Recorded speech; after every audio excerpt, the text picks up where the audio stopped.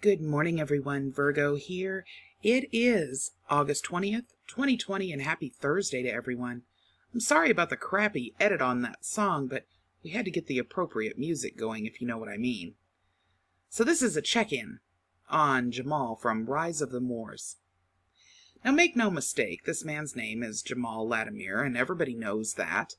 But regardless, Jamal has decided that that's not the name that he's going to go by, because he's under the false assumption that the court, because they've sent him a document where he's given them his Abdul Bey name, and they've sent him a document with that name on it from the Attorney General's office, that somehow is going to stop the court from, giving him a bench warrant or putting out a bench warrant on him when they asked him at his court date yesterday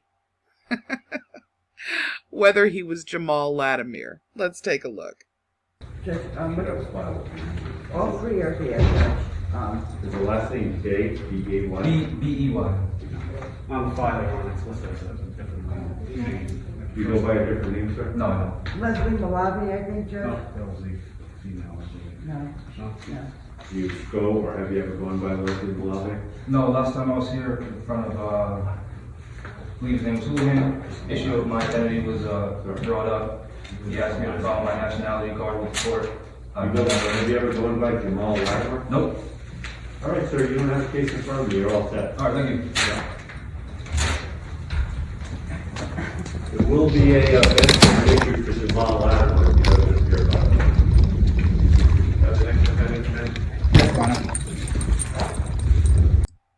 Now, what Jamal doesn't realize is there are several reasons why, even if you actually go in to change your name legally, that the court might possibly deny your name change until you've cleared some things up. Here are some of those reasons.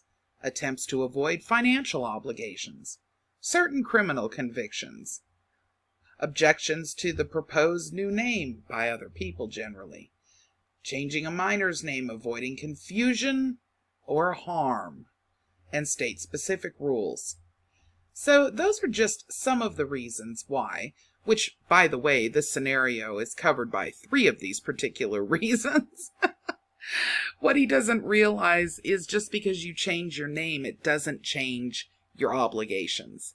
It doesn't change anything if you happen to get in trouble. As a matter of fact, it might actually get your name changed, completely denied. It doesn't change your social security number or what your obligations are financially. It doesn't change the fact that you were that person when you received the actual charge. So therefore, he's completely out of his gourd in this assumption. As you can see, the judge is aware that he is Jamal Latimer, or at least was during the time of the charge. And he's warned him, hey, guess what, buddy? Bench warrant's going out on Jamal Latimer.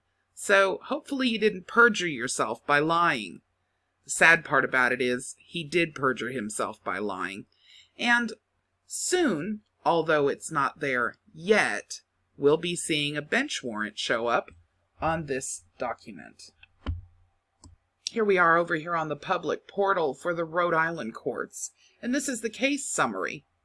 And as you can see, there's all kinds of information pertaining to this case. The link will be in the description if you want to take a look at all the different things that are on here. And there are quite a few case events on here and stuff you might find interesting if you're following this case. Oops, wrong one. That's another case of his, by the way. This is the case we're actually looking at.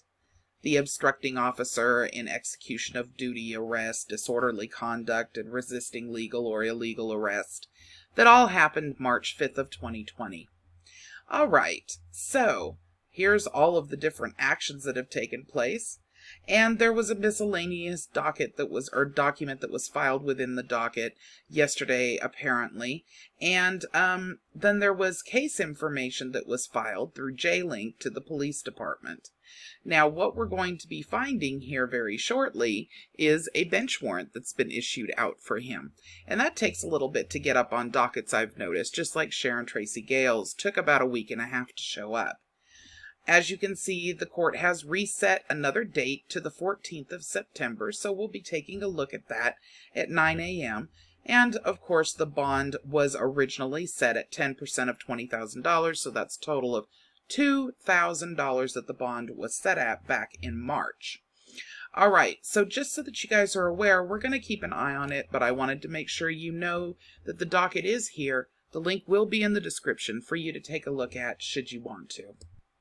It's a shame that Prince Ali Ababwa over here does not understand that the law actually covers the actual area that he is attempting to try to breach at the moment by simply stating that name changes don't matter in any kind of a court case, especially one that's considered criminal.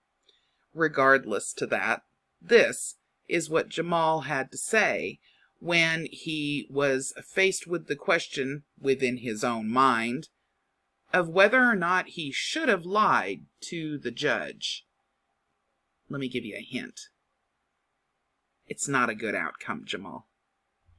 Abdullah Bey, dear sir, enclosed is the state's response to your affidavit of fact and written dismissal.